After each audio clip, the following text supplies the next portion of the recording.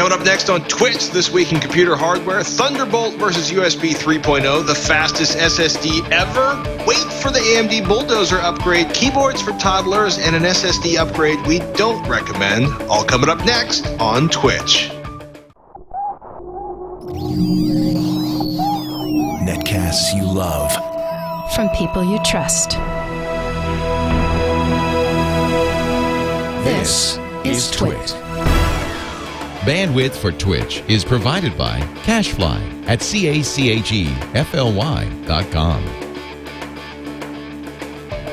This is Twitch, This Week in Computer Hardware, episode 108, recorded February 24th, 2011. Thunderbolt is go. This episode of This Week in Computer Hardware is brought to you by Squarespace.com, the fast and easy way to publish a high-quality website or blog. For a free 14-day trial, go to squarespace.com/twitch. Welcome to Twitch, This Week in Computer Hardware. We want your questions, people. Twitch@twit.tv is the email address. And if you want to get the real deal on the benchmarks of Doom, Ryan Shrout's your man. Ryan, are you there? I am there. I don't know. I haven't brought Doom to any devices in a long time, actually, knock on wood. But so far, I've been pretty kind to hardware. It's been fairly kind to me. So we just ran over my iPhone 4 while it was inside of a Pelican case on Techzilla. And you still have your iPhone 4? You'll have to watch Techzilla to find out. You're not weeping, and your wallet doesn't appear to be extra empty. So because I have a toddler, okay. My wallet is always empty. That's true. That's true. Hey, did you catch the shuttle launch today by chance? I saw, the last thing I saw was a tweet from NASA that the range master said it was closed, and then I saw your line in the rundown that said, "Did you see the shuttle launch?" And I was like, "It went off. It went off. Did it go?" I assume everything was okay. Yeah, it was kind of interesting. They had like a hard cutoff time, and they apparently a computer rebooted or shut down in an opportune time, and they got all the systems back up and running with like 30-something seconds left before the hard cutoff time, and then they started the 5-minute countdown and all that kind of deal. So that was the third to last shuttle launch. Oh, so it's not, because I thought it was supposed to be the last shuttle launch. It's the last launch for that shuttle, but there are 2 more shuttles that are going to take their last voyage. Got it. That's kind of a scary thought. Like, it is. It is. Not that this is a science show, but I'm considering going down to Florida to on, I think it's like June 24th or something like that, to watch the last one take off, just as kind of a, I don't know, vacation slash watch the last one go. Have you ever been near one of the rockets when they're taking off? It's the craziest thing. I was actually down not too far from Cape Canaveral. Completely by accident, we found out there was going to be a rocket launch. It was one of the smaller rockets. It wasn't a shuttle. And we were probably 5 miles away. And, the rocket, you know it's moving fast because you realize it's kind of looking fast as it's going up and starting to arc on the ballistic curve. But you could feel it. Once it got kind of a little bit above the horizon, you could see it rise, and then the noise finally hit, and you could feel it vibrating your chest. It's an incredible experience. I'll probably have to get down there then. I would highly, highly recommend it. And we should point out, kind of the out of nowhere, Intel, Apple, Best Buds, coming up with Thunderbolt. I don't remember Thunderbolt ever being used to describe Light Peak before, or is that just I wasn't paying close enough attention? It never was until today, or I guess technically a couple of days ago when the rumor started to leak. But no, this is a rebranding of the technology that we knew as Light Peak. What's better than a Firewire? A Thunderbolt. It's actually kind of a bizarre name for what amount. I mean, it's like 4 copper. It's copper PCI Express, extensible outside the machine, which has me thinking: are we finally going to have external GPUs I can latch onto my notebook? Or am I just one option dreaming? For it. I mean, it really is. So Thunderbolt combines a PCI Express protocol connection with a DisplayPort protocol connection through a single cable with bandwidth up to 10 gigabits per second. So now 10 gigabits per second is a lot for data transfer, like storage and that kind of stuff. Not a lot when we start looking at memory transfers on like an internal PCI Express bus. Nice. So I don't know if like, you could have an external RAID controller and it's going to feel like it's inside your system because you're still going to be bottlenecked more than likely by your SSDs, your hard drives, or something like that. Graphics cards, lower end probably. When you start getting into the higher end stuff, it's questionable because let's see, 10 gigabits per second is only what, two point something gigabytes per second. That would probably still be pretty good if it's like a externally enclosed graphics card, or 1 point something gigabytes per second. But either way, it should be pretty interesting. It's really weird. So it doesn't use a fiber optic cable anymore, which I think my theory is this is Intel says Light Peak was always a code name. I think they would have had a hard time trying to tell people why it was called Light Peak when it just runs over standard electrical copper wire. Doesn't use fiber optic cables in its initial implementations. But it's a pretty simple idea when you look at it in like a diagram form.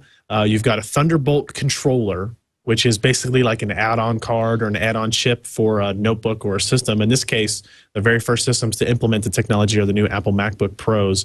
The controller is responsible for merging the PCI Express bus connection and the DisplayPort connection, merging them into one signal, sending it out through the cable, and then another Thunderbolt controller has to be on the other end. So either you have a monitor that supports it, or external storage that supports it, or an external graphics card perhaps that supports it, that will have a Thunderbolt controller on that side that then separates the PCI Express data from the DisplayPort data and then passes on the data to the correct part, whether or not it needs to pass through to another device or if it needs to consume that data and actually utilize it.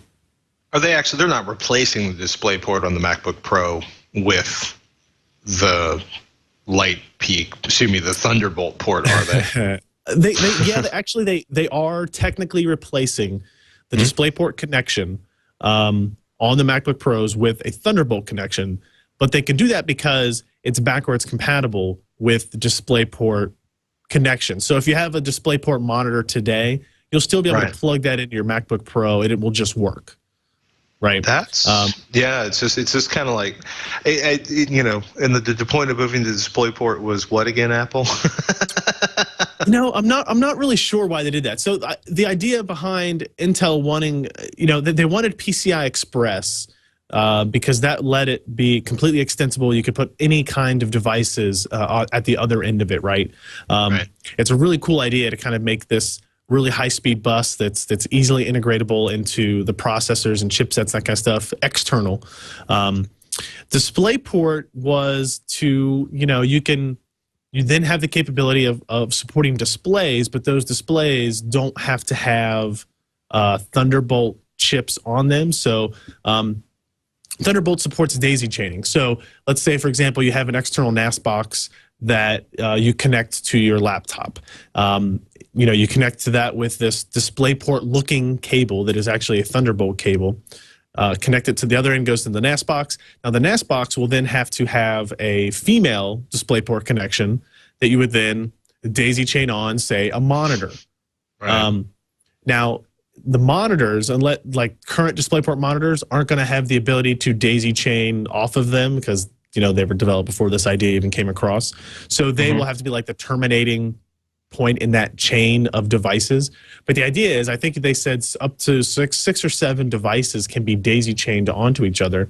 And if, next year monitors come out that have support for Thunderbolt technology, you might be able to string 3 or 4 displays off of, daisy chaining them off of a single port off of your laptop or PC. And that's kind of like the benefit there. But why? I mean, I think they could have used kind of some new proprietary connection type. I think it would have maybe eased on the confusion of a lot of ways. But this way, for Apple in particular, they are very particular about what kind of connections and ports they put on their machines. This way, like if you have a mini DisplayPort to VGA adapter, it will still work with the existing with the new MacBook Pros, mini DisplayPort to DVI. All those adapters will still work. Existing monitors will still work. And then once these Thunderbolt, that's right, yeah. accessories actually come out, you'll be able to use those as well. It's a pretty interesting technology with just, those few types of caveats. It's about, twice as fast as USB 3.0. Right. So it's got that going for it, I guess. But I just think it's kind of interesting to see. It's almost, I'm curious what the royalty structure is, or what it ends up costing a manufacturer versus USB 3.0, because I think it's very telling that, Apple chose to go with Thunderbolt instead of USB 3.0. And they're still including USB 2.0 ports on the machines. I think they can't get away with dumping that yet. But I think it's really, it's fascinating to me. As somebody who watched USB come out on millions and millions and millions of PCs when there were literally almost no USB accessories around for probably a couple years before the original iMac, and then the gumdrop iMacs come out with a half dozen printers and keyboards, and all of a sudden, like 6 months, a year later, USB peripherals are everywhere and easy to find and cheap and amazing. It's kind of funny to look at Intel is partnering with Apple to set this trend for this standard. I think also it's going to be interesting to watch kind of people battling out in the forums with like, oh my God, Apple's, I can get, there's FireWire 800 on there. And because there's this huge commitment by a lot of high-end Apple users to FireWire peripherals, but it's a really interesting move because Intel's using Apple to try to make Thunderbolt this de facto standard for high-speed peripherals. And the other rumor that's coming out that we'll know more about next week is that the iPad 2 may actually have a Thunderbolt port on it, but I think it would definitely also have to have a USB 2.0. It's going to be really interesting to see what comes out of that. And it's a fast notebook, not a cheap notebook. No. It will be interesting to see how Intel, they got asked several times during the press conference, does this mean you're not supporting USB? And they kind of said, no, of course we're still going to support USB. They even kind of mentioned that they might integrate, that they still have plans to integrate USB 3.0 on their chipsets. They already support USB 3.0 on their motherboards and that type of thing, even their own branded boards. But there was a quote here that I took from the part here that the Intel says that they expect this to be a complementary technology to USB 3.0, and that the two will coexist on platforms. In areas where they overlap, like external storage devices, Thunderbolt and USB 3 will offer different, quote, price performance options for consumers. So it's kind of almost like they're saying Thunderbolt is going to be the more expensive option, but it's going to offer more flexibility of the daisy chaining, the single connector, the little bit smaller connector for maybe being able to integrate on things like a MacBook Air or an iPad and that type of deal. It's cool technologically. I hate to see, USB 3.0 is still completely underutilized today as it stands. And I think Sandy Ridge was going to be the. Oops, sorry. I was going to say I think Sandy Ridge was going to be like the big push for USB 3.0, and all of a sudden Sandy Ridge is like stopped in its tracks. Yeah. You know what I mean? Like I just seemed like that was what was going to really break USB 3.0 loose. That and SSD prices dropping, but yeah, there's also it's interesting because you don't really see. Well, you're starting to see more USB 3.0 peripherals out there, but yeah, it's just a really interesting move between Apple and Intel on this one. It is. OCZ Vertex 3, the consumer product. Kind of less expensive than the professional product, but just as fast. I like this thought. It is. It's not just kind of cheaper, less expensive. It's actually significantly cheaper. We talked about the Pro version last week, I believe. The issue that we had with that is that it was significantly more expensive than other consumer SATA 3.0 gigabit per second devices available on the market. I knew the Vertex 3, like the consumer version, was coming soon. I didn't realize it was going to be, less than a week away, which I'm glad for, because that means consumers who are on a tighter budget are less likely to have spent money on those more expensive drives already. So what it comes down to is you're getting, you're still getting the 500 plus megabyte per second reads. very, very high speed writes, SATA 6G technology support, a somewhat less, technical version of the SandForce controller. Doesn't have a lot of the enterprise-based lifespan technologies in it, but still really, really good for consumers. Right. What it's interesting here is that in the Pro version, there was a 100, a 200, and a 400 gig model. Because the consumer versions use less over provisioning to make up for that, whatever lifespan differences there are, they're going to sell 120 and 240 gig models of these. And you can pick up a 240 gig model for $499, which is just about $2 per gig, like $2.07 per gig. Now, that's high for regular hard drives. We always have to say that. But if you look at like existing Vertex 2 drives, also from OCZ, using the same SandForce controller, basically, but slower speeds, the SATA 3G, we're looking at 240 gig model for $449. So about a $50 price difference, about 10 to 15 cents per gigabyte difference for this speed up. So it's actually, I'm somewhat glad, impressed, however you want to say it, that these new faster drives released without a super high price premium on them compared to the competition. When the C300 first came out from Crucial, that was the first SATA 6G SSD. It was priced well above everything else on the market. And I think SandForce, OCZ, all the companies that are going to release SandForce-based SSDs realize that Intel's going to have competition soon. There are going to be a lot of SSDs that come out with Marvell controllers, the updated Marvell controllers that support SATA 6G. Oh, this is all going to happen kind of in the same, 2 to 3 month time span here.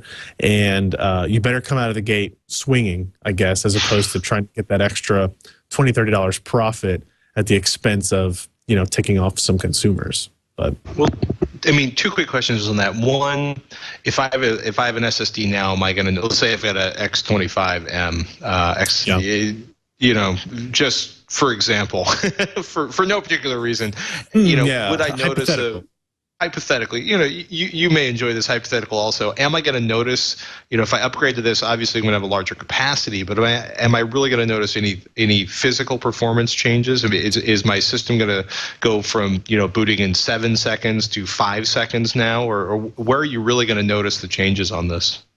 So the noticeable differences you're going to see are, like I was quoting, 500 megabytes per second. That's only really useful in large sustained reads. When you're booting your computer, you're not doing single large sustained reads. You're doing a bunch of smaller reads. You're reading drivers for your graphics card, drivers for your motherboard, chipset. All these types of smaller reads are coming in, and those are mostly affected by the latency. It can be somewhat affected by IOPS per second, but all of these drives, the Intel-based SATA 3G drives have really, really good IOPS performance. The Vertex 2s have really good IOPS performance. So I would say no, that you're not going to see a really dramatic performance increase on your system, real-world usage, with moving from a 3G SSD to a 6G SSD. If you're doing things like video encoding or video transcoding, you're moving data around a lot, you will see differences in that regard. But for, the only thing that kind of you might see differences if you're loading up games that have, sometimes you'll have, 1 or 2 gigabyte pack files or something like that, that store all the textures and that kind of thing, that it's reading off into memory very quickly. You might see some performance improvements there.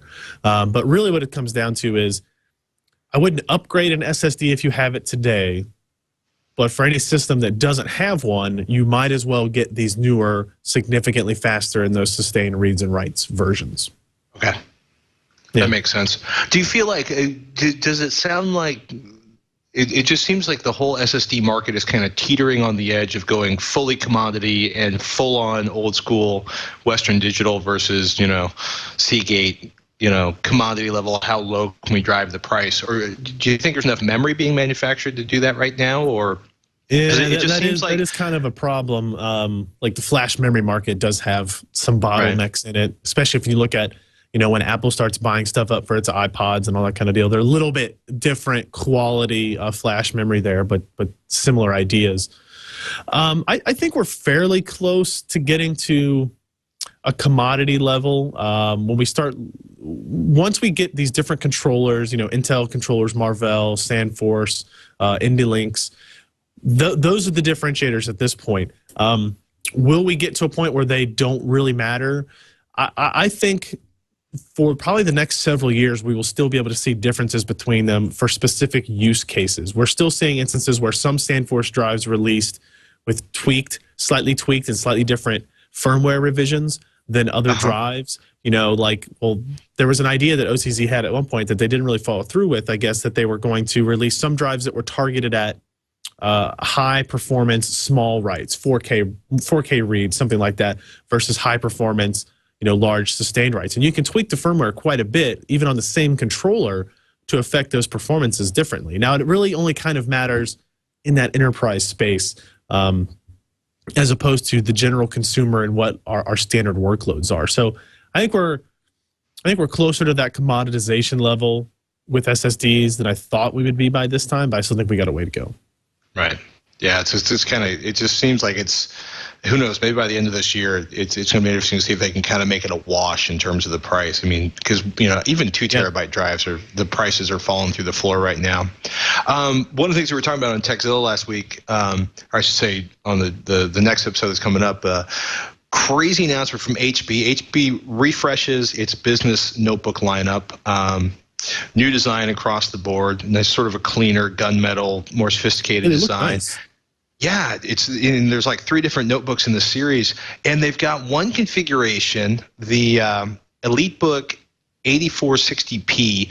And this is a big if you get the HP BB09 Ultra Extended Life notebook battery and choose the 160 gigabyte SSD and the LED panel and the Intel graphics and download the latest drivers from Intel, they're talking about 32 hours of battery life for this notebook. I haven't seen anybody who's gotten hands-on numbers with it, but VentureBeat kind of picked this out of the announcements from HP. But it was also, and then we were talking about in the pre-show, for anybody who's watching live might have heard us talking about this, you saw the new announcement for the Lenovo T420, 15 hours with the standard 9-cell battery, which is epic. I don't care what you're saying, 15 hours, and is that an i3 and i5 processor on that one? It's an i5, yeah. i5. That's a pretty impressive battery life. And if you want to get 30 hours of battery life out of that, you do have to use a T-series slice. And if you've never seen a slice battery, it's basically a piece of plastic the size of the footprint of the notebook that pops onto the bottom of the notebook. In both cases, I don't know if the T420 is a pound, but it's probably pretty close to it. The EliteBook, the 8460p with 32 hours of battery life, you add a pound onto it by doing the ultra extended, super amazing extra life notebook battery. Right. But think about that, dude. That's like 3 8-hour days of computing plus a couple hours, browsing video or playing games. Okay, maybe not playing games on the Intel graphics, but that's incredible battery life for a notebook. It is. It's like I saw the headline initially and I was like, yeah, sure, haha, I wonder what the joke is. And I was doing the reading, I was like, okay, they're actually serious. Now, we always take battery life specifications like with an enormous grain of salt when we talk about them, but if they say 32 and we get 25 out of it, right? Yeah, they should be chastised for kind of fibbing the numbers. But damn, getting that 24-hour battery life out of a machine is going to be pretty killer. And when you start to look at the specifications, I know I heard on some of the other shows on the Twit network, they were kind of going back and forth with the new MacBook Pro releases today. Mm-hmm. Good hardware, but these machines are Sandy Bridge based. They have very similar hardware specifications, minus Thunderbolt technology and that kind of stuff. Similar, if not lower prices as well. And you're getting some of these crazy battery lifetimes. You have to sacrifice a little bit of portability, I'm sure, that type of stuff. But, Apple's claiming 7 hours of battery life on theirs versus a claim of 32 hours of battery life or 30 hours of battery life. If you're a business, especially, I think this can make a lot of sense. It makes a lot of sense for me. Like I'm trying to figure out when these are available and how much they're actually going to cost with those extended batteries and that type of stuff. So It's pretty cool. Well, I mean, I've carried a 2 or 3 different types of external lithium-ion batteries where, you could literally add a couple hundred, watt hours to it, but you were in some cases adding 2 pounds, and you basically had this big flat 1/4-inch thick notebook-sized silicon battery that slid into your backpack bag. But right. I mean, if you think about it, right, compare like Hypermax's, Hypershop.com, Hypermax, the company, who are doing external power supplies, basically boxes with batteries in them. For those are targeted primarily at Macs, at MacBook Pros, but you're talking really interesting, really big batteries that are being integrated by the manufacturers rather than being a strange little thing you can pick up a website nobody's heard of. Not that I'm saying this about Hypermac, but some of the other vendors have purchased extended life batteries. But 30 hours of battery life without having to carry around a car battery with you, that's a good thing. Speaking of which, Walt Mossberg, very enthusiastic about Motorola's, especially the software interface. Yeah. Not so enthusiastic about it. Got your paws on one. There was one, our CTO actually has one in the build, seeing it out of the corner of my eye, but not being able to leap on it before it goes by. How did it feel? Did you like it? It's actually pretty nice. I left the iPad near the room for a size comparison, but it's kind of as everybody expects here. I'll see if I can show a little bit. I've been really impressed with the software thus far as well. The hardware is pretty cool. Considerably, so you can see the camera that way. Nice little reflections, of course. But there's all kinds of good things to like about this device so far. Not the price. The price is still pretty high. $799 is what you have to pay for this if you don't want to go into a contract, of course. But it's still pretty expensive even with the contract. $600, it's like $200 less expensive with that. So I mean, there's the browser is much better. So far the Gmail implementation I think is quite a bit better. You've got a lot more screen real estate on it. It doesn't have Flash. That's kind of annoying, right? I mean, one of the big things of the whole Android operating system is like, look, we've got Flash and you guys don't. I've been really impressed with the speed of things, right? All the Android phones, when you compare it, one of the things that the iPhone is always better at is the snappiness feel to things. This definitely has the snappiness to it. You can see this is the Gmail implementation as it is now. It's pretty cool. It's definitely improved. There's a lot of cool apps, little widgets. Here you've got your movie studio app, so you can actually edit videos and all that type of stuff as well. It does look kind of funny when you're using it as a camera. Where you're like holding up a 10-inch screen to somebody, because the high-end camera is still in the back here with that little tiny LED flash. It doesn't do very much good. But you're holding up to somebody and they're like, what are you doing? It's taking a picture. It looks like you're using a 10-inch point and shoot camera.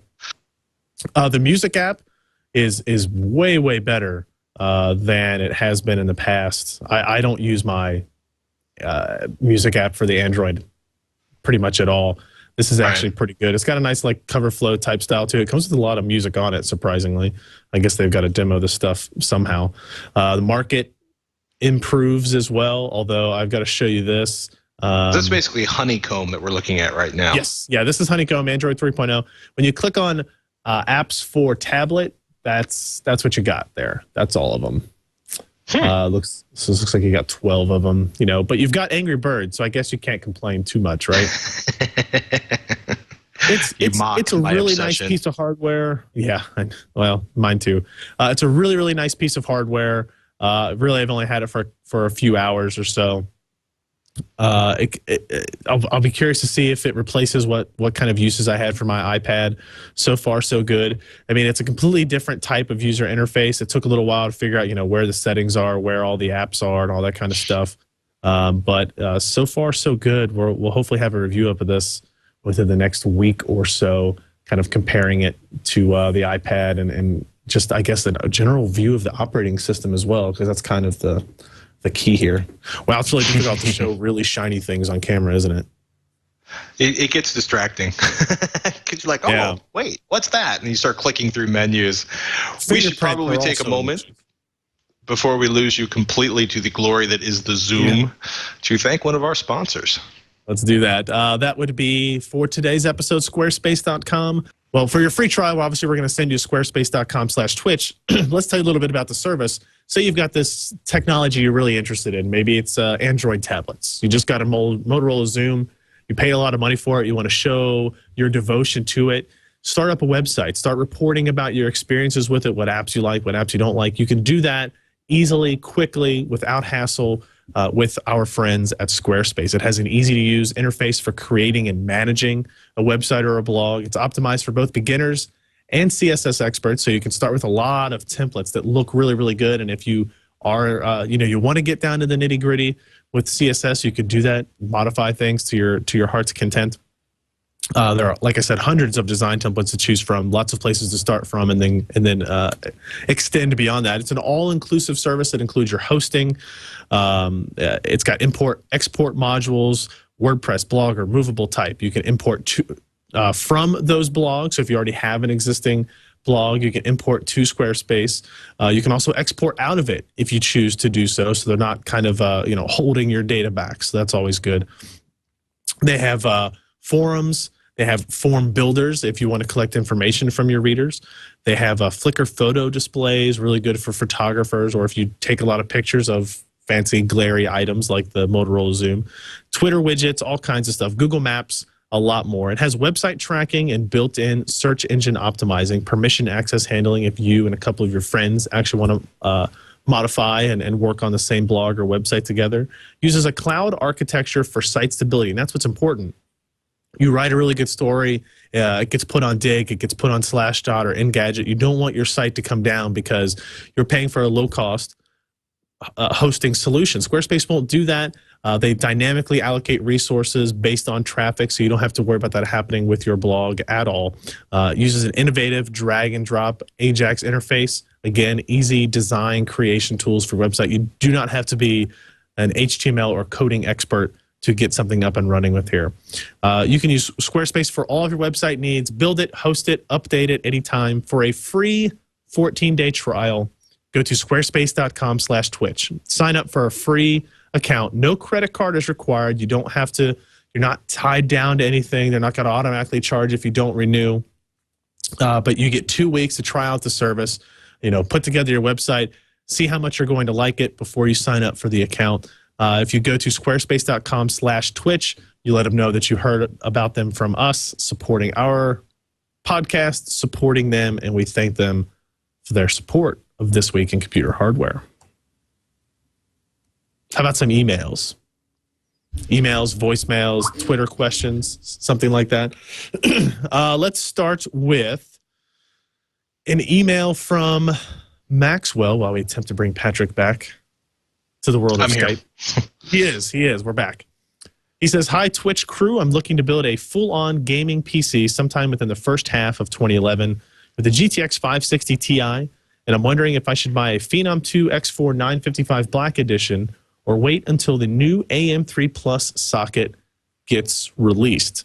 And I think we had an email from John that was basically the same type of question. There's a lot of, oh my goodness, should I buy or should I wait? Kind of the classic question. It always is. But how do you feel about the AM3 Plus socket? I mean, what's going on with that one? So the AM3 Plus socket is the next processor socket iteration from AMD that will support the upcoming AMD Bulldozer processors. Those CPUs probably won't be out until the second half of the year, maybe the last quarter of 2011. They're a little bit away. Right. But those sockets will be backwards compatible with current existing CPUs. However, current motherboards that have AM3 sockets or AM2 Plus sockets will not support the future processor. So it's kind of a little bit confusing. The next socket will support all of the previous ones, whereas the current one today actually will not support Bulldozer, just to some pinout changes and some bandwidth issues and that kind of thing. So the issue with that is, as Maxwell is saying, do you want to buy a system for an AMD platform today, knowing that you won't be able to upgrade to Bulldozer? I would probably say no. That I mean, you still can, especially if it's a low cost rig and you're going to keep it for a couple of years anyway. But if you're looking for something that's definitely future proof, probably what you'll want to do is wait maybe another month and a half to 2 months before the Bulldozer CPU is released.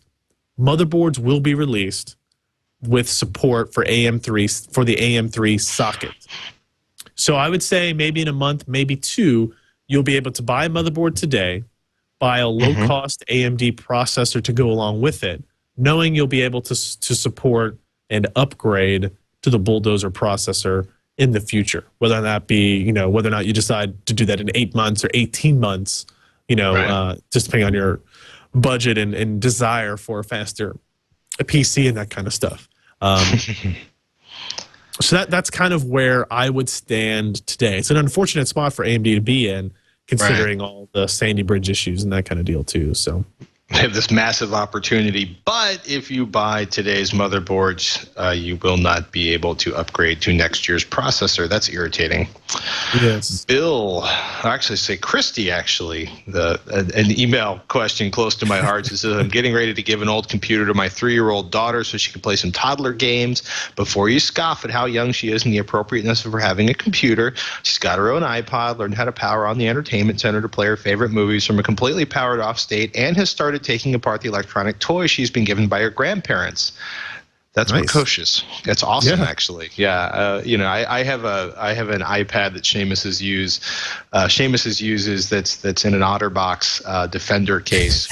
He's not allowed to have 24/7 access to that because he would sit in his room and watch movies 24 hours a day. But Christy says, being a toddler, she still gets a little rough on her things, even as careful as she tries to be. My question is about the keyboard. Is it better in this scenario to get a cheap keyboard and replace it as needed, or get a more expensive, durable keyboard that will last longer? You know, if you don't expect the child to pick the keyboard up above her head and start smashing it on tables, which I've seen full-grown adults do in my offices over the years, I'd say I'd probably start her out with a cheap keyboard. I mean, you could go around. There's like, you could get an Alps, you know, buckle spring switch keyboard. You know, I've got a file cabinet drawer full of them that I scrounged from garage sales and online, you know, so I would be able to use my classic IBM keyboard until I died. You can buy new versions of those online. There's several different sources for those. You know, I don't think your kid needs a 4-pound, you know, clicking keyboard that every time Small Creature hits the controls for the game, you're going to hear the buckle spring reverberate throughout the entire house. I say, you know, get an inexpensive Microsoft keyboard, Kensington keyboard, Logitech, get a wired keyboard, and just let her have fun. You might want to consider getting a wireless keyboard if you think she's going to walk away from the computer and drag the computer off the table. There's a safety issue there. So maybe I'll change that to get an inexpensive wireless keyboard. But yeah, I say get the cheap keyboard, replace it as needed, and you might be surprised that the Small Creature, because 3 is this amazing age where they're either super chill or, you know, the sort of tantrum from hell mode.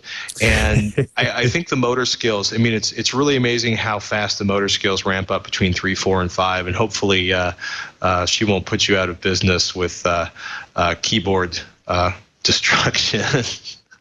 You know, my I guess thought on it is go with the cheap keyboard, because no matter how high-end the keyboard is, spilling fluid down in it will always mess it up. The Sippy cup.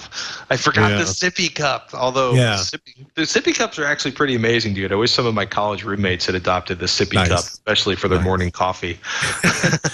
Let's see. We got an email from Bill here. He says, I have a Fujitsu P5020D Pentium M 10.6-inch screen, or a laptop with a 10.6-inch screen, perfect for mobile, web, and email applications. However, Windows XP, email, and browser apps load slowly. Would I see a big improvement with an SSD? The machine has a 40 gig IDE hard drive, and that's fine for the machine's limited use. So even a 32 gig SSD would be large enough. However, I do not see many options for IDE.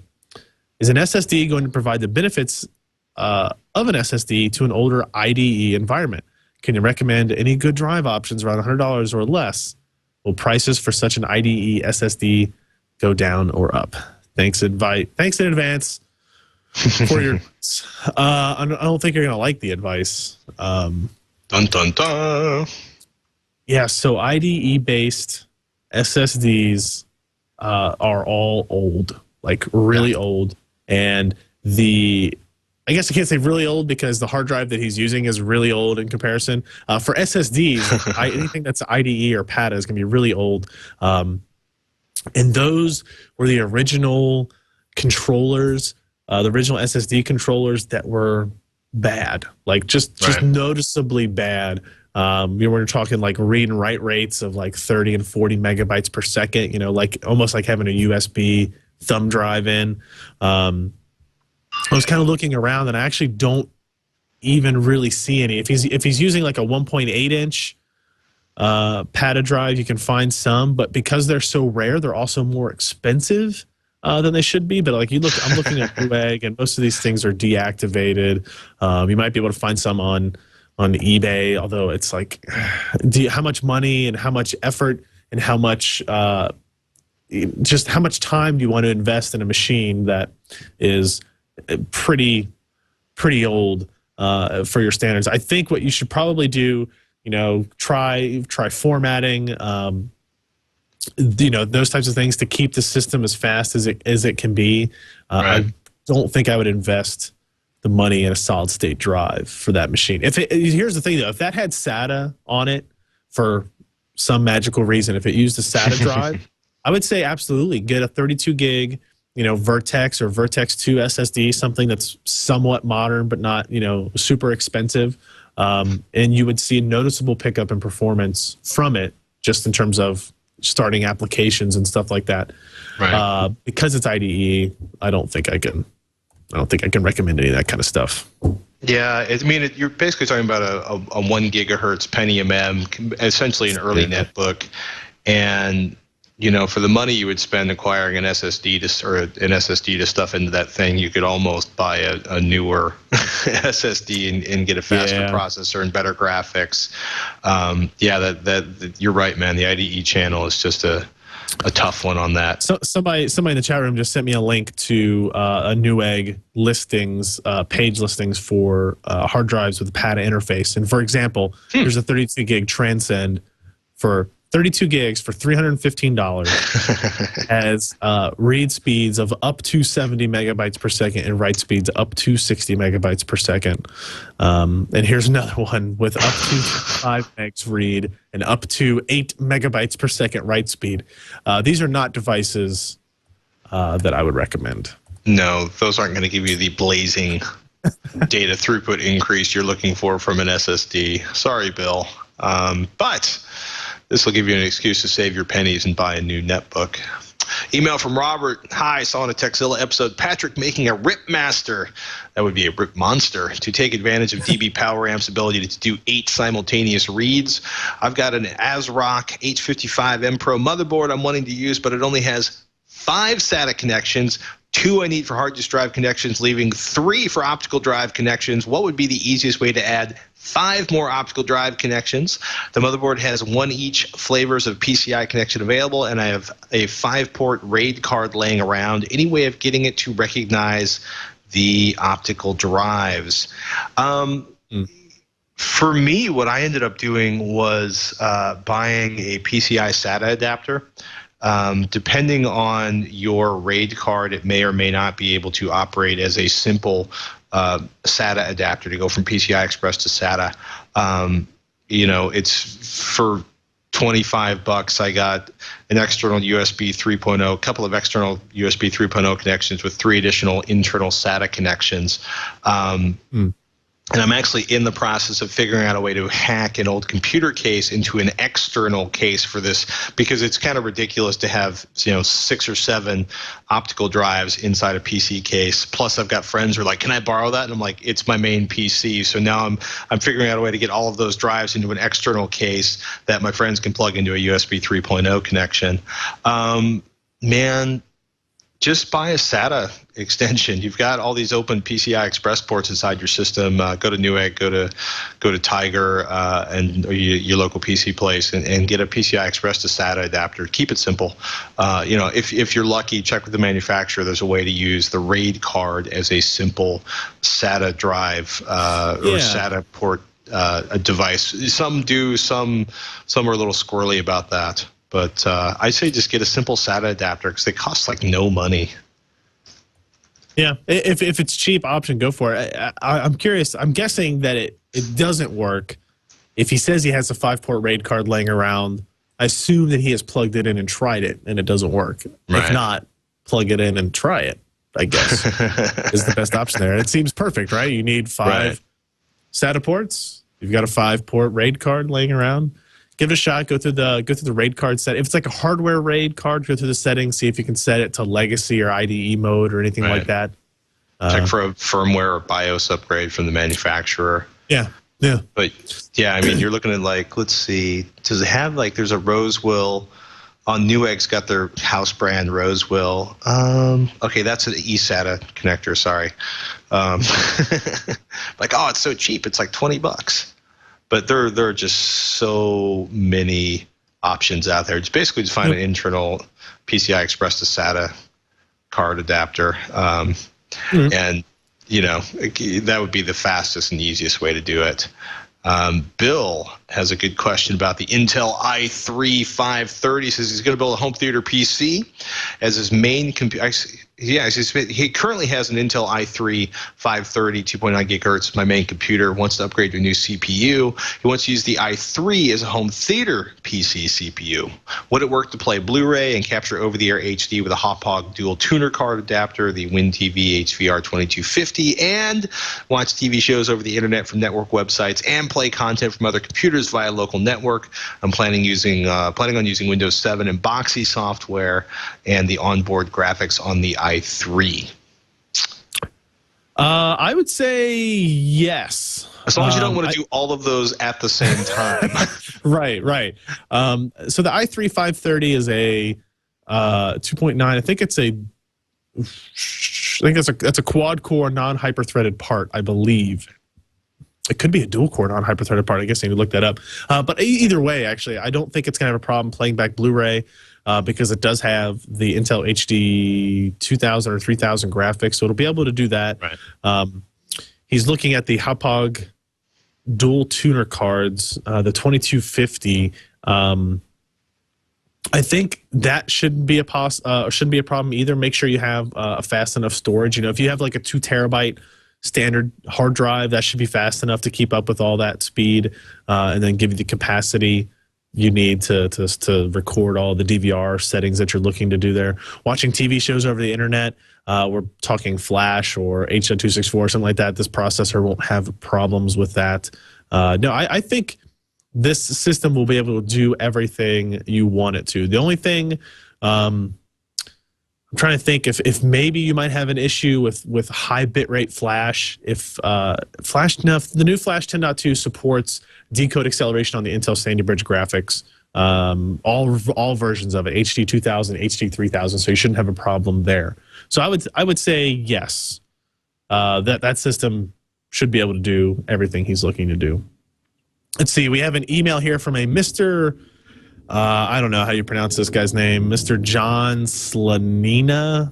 I don't know who this guy is. He says, my boss is thinking about replacing the Mac Pro in the studio with one of the new MacBook Pros.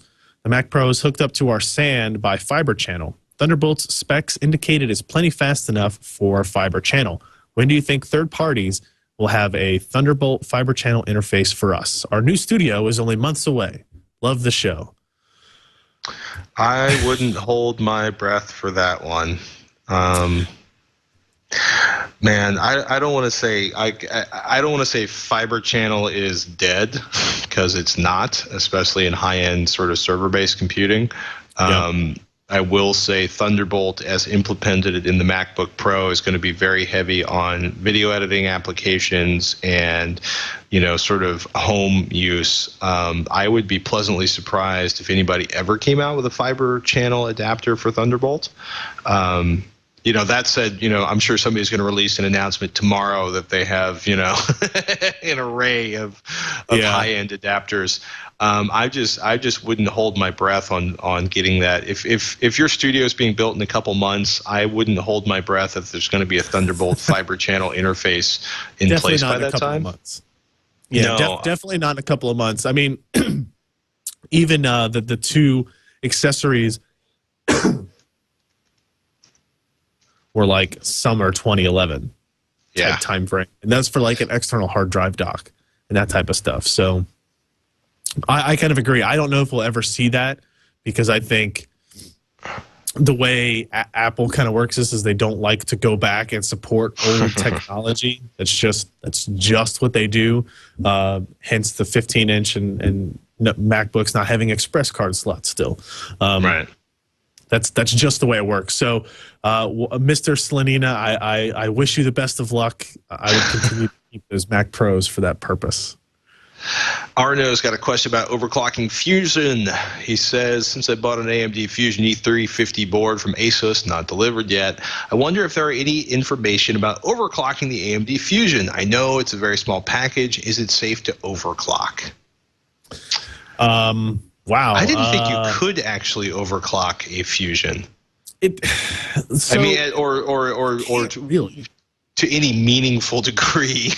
Yes, I think that is spot on. Like, this actually, so this MSI Fusion motherboard that I have here, this is the E350 AI E45. It has some tweaking options in there. Most of them are related to, I say most of them, the one that I can think of is like related to overclocking the graphics core on there.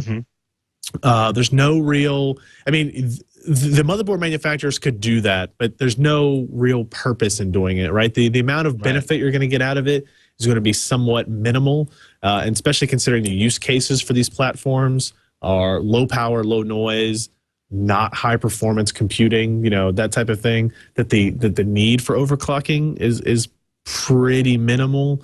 I don't know. I don't know if there are any particular applications that are maybe just on the verge of running right or running really well on a Fusion processor that you'd need an extra 200 megahertz out of them. But I've got 4 of these mini ITX Fusion motherboards in-house right now, so we'll definitely be going through the BIOSes and making sure which options have, or which motherboards have what options, if any. Yeah, I mean, it's funny, like the Sapphire Pure Fusion Mini E350 mainboard, I think Overclockers Club did a review of that, and they're like, there is no overclocking features in this one. I think Gigabyte's supposed to offer overclocking for the Fusion Zockate, but man, I'm not really, I would think of that as something you would do for the sheer unbridled joy of overclocking something, and not because there's going to be a huge upgrade. And keep an eye on the thermals on the CPU. You're not going to burn up the CPU, but just make sure it's not, you're not creating a lot of heat and mayhem in there, especially if you're thinking about using a passive cooler on that one. Indeed. Let's see, real quickly, we got an email from Juan about 3 monitor graphics cards. It says, I bought the Sapphire video card HD 5670 based on the budget system leaderboard at PC Perspective. Good place to look. It's an awesome card, but I can only run 2 monitors. Am I missing anything? Can it run 3 displays? If not, can you recommend a similar card, similar price that could run 3 monitors? Yes, the answer is it can run 3, but the trick is one of them has to be DisplayPort, or you have to have an active mini DisplayPort or DisplayPort to DVI or DisplayPort to VGA adapter. So it has to be specified as an active adapter. It can't be passive. Active, it actually has logic in there that will convert the DisplayPort signal to something else. The passive ones will only work if you only want to use 2 displays.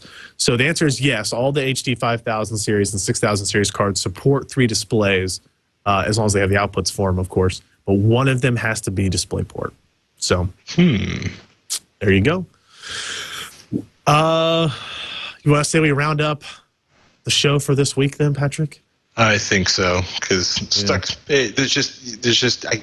let's end on a high note, because ending on a stuck CPU is just a painful thing to think about. Yeah, it does. It's actually kind of surprising. A whole bunch of news came out of nowhere this week. Anything coming up had you all tickled pink at PCPer.com?